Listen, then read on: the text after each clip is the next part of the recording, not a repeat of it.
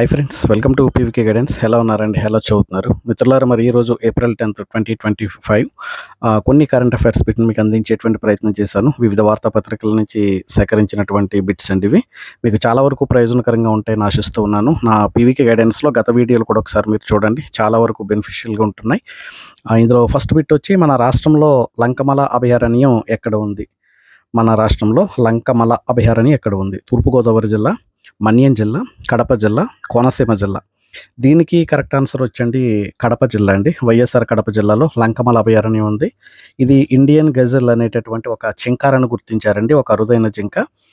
దానివల్ల ఇది వార్తల్లోకి ఎక్కింది, లంకమల అభయారణ్యం. రెండో బిట్, ఆంధ్రప్రదేశ్లో వాట్సాప్ గవర్నెన్స్ సేవలు ఏ పేరుతో ప్రారంభించారు? వాట్సాప్ గవర్నెన్స్ సేవలు ఏ పేరుతో ప్రారంభించారు? 1 వాట్సాప్ మైత్రి, బి మన మైత్రి, సి మనమిత్ర, డి తెలుగు మిత్ర. దీనికి కరెక్ట్ ఆన్సర్ వచ్చి మనమిత్ర. కరెక్ట్ ఆన్సర్ మనమిత్ర అండి.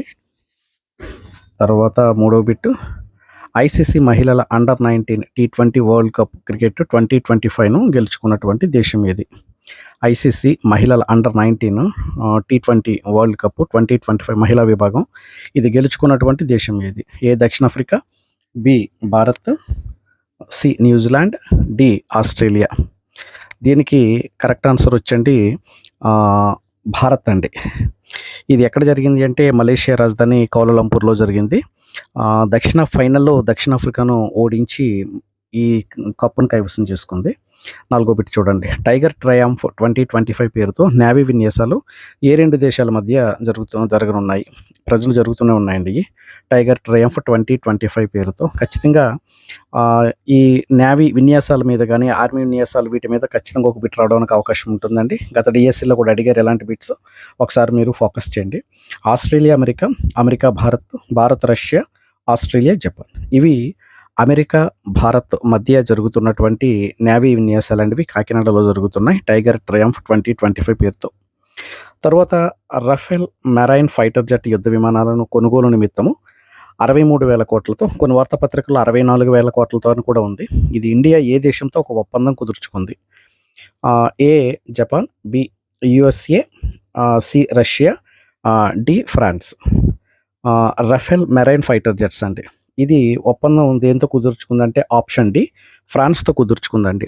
రష్యాతో అయితే మీరు గుర్తుపెట్టుకోవాలి, MiG-29K యుద్ధ విమానాలు అండి. రష్యాతో అయితే MiG-29K యుద్ధ విమానాలు, అమెరికా అయితే F-35 లేదా Su-57 అనేటువంటి విమానాలండి. 2028 లాస్ ఏంజల్స్ ఒలింపిక్స్లో ఈ క్రీడాంశాన్ని ప్రవేశపెట్టనున్నారు.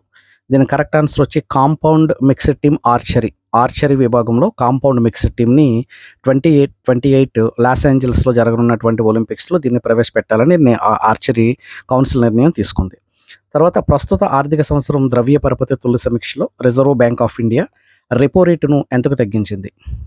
అంటే ప్రతి ఏడాది జరుగుతూనే ఉంటాయి ఈ ద్రవ్య పరపతి విధాన సమీక్షలు జరుగుతూ ఉంటాయండి.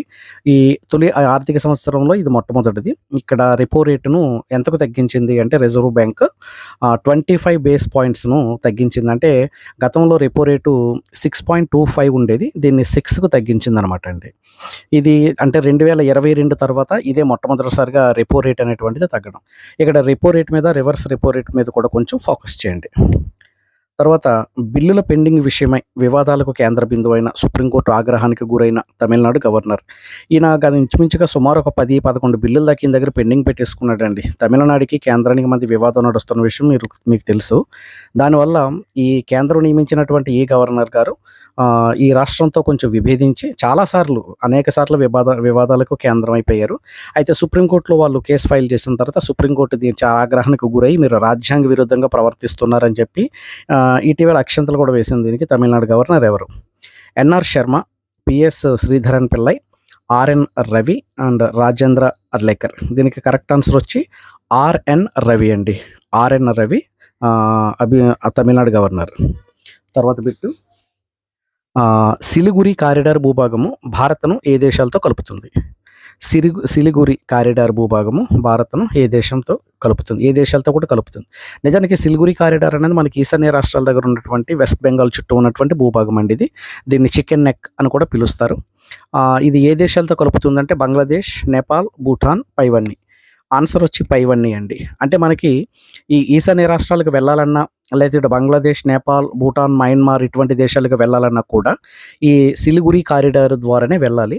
ఇటీవల ఈ బంగ్లాదేశ్ తాత్కాలికంగా ఎన్నికైనటువంటి యూనస్ ఏం చేస్తున్నారంటే సిలిగురి కారిడార్ మీద వివాదాస్పద వ్యాఖ్యలు చేశారు. దాని గురించి ఇది వార్తల్లోకి ఎక్కింది. 16వ ఆర్థిక సంఘం అధ్యక్షుడు ఎవరు? 16వ ఆర్థిక సంఘం అధ్యక్షుడు ఎవరు? ఎన్కే సింగ్, అరవింద్ పనగరియా, సుమన్ బేరి అండ్ వైవి రెడ్డి. దీనికి కరెక్ట్ ఆన్సర్ వచ్చి అరవింద్ పనగరియా అండి. అరవింద్ పనగరియా. సుమన్ బేరి ఈయన వచ్చి నీతి ఆయోగ్ వైస్ ప్రెసిడెంట్ అండి, ఈయన వైస్ చైర్మన్. తర్వాత వైవి రెడ్డి 14వ ఆర్థిక సంఘం. ఇక ఎన్కే సింగ్ వచ్చి 15వ ఆర్థిక సంఘం అధ్యక్షులు. వ్యవసాయ ఉత్పాదకత మద్దతు అందించడం కోసం భారత ప్రభుత్వం అందిస్తున్నటువంటి ఒక పథకం, కార్యక్రమం ఏంటి? Fasal Bima Yojana, Kisan Vikas, agri infra fund, PM Dhandhanya Krishi Yojana. దీనికి కరెక్ట్ ఆన్సర్ వచ్చి ప్రధానమంత్రి ధనధాన్య కృషి యోజన అండి కరెక్ట్ ఆన్సర్. ఇటీవల ఈ బడ్జెట్లో ఈ పథకాన్ని ప్రవేశపెట్టడం అనేది జరిగింది. కాబట్టి బిట్స్ మీకు చాలా వరకు ప్రయోజనకరంగా ఉంటాయనుకుంటున్నాను. ఈ బిట్స్ మీరు ప్రాక్టీస్ చేయండి. ఇంకా కరెంట్ అఫైర్స్ అండ్ జీకే ఇటు జేఎల్డిఎల్ పాలిటెక్నిక్ లెక్చరర్స్ వారికి, అలాగే ఏపీడిఎస్సి రాస్తున్నటువంటి అందరికీ కూడా చాలా వరకు ప్రయోజనకరంగా ఉంటాయి. మరిన్ని వీడియోతో, మరిన్ని బిట్స్తో మీ ముందు కలుస్తాను. నా గత వీడియోలు పీవీకే గైడెన్స్లో ఉన్నాయి. షేర్ చేయండి, సబ్స్క్రైబ్ చేయండి. వీలైనంత వరకు కూడా టచ్లో ఉంటే అప్డేట్స్ అన్నీ కూడా మీకు అందించేటువంటి ప్రయత్నం అయితే చేస్తాను. Thank you.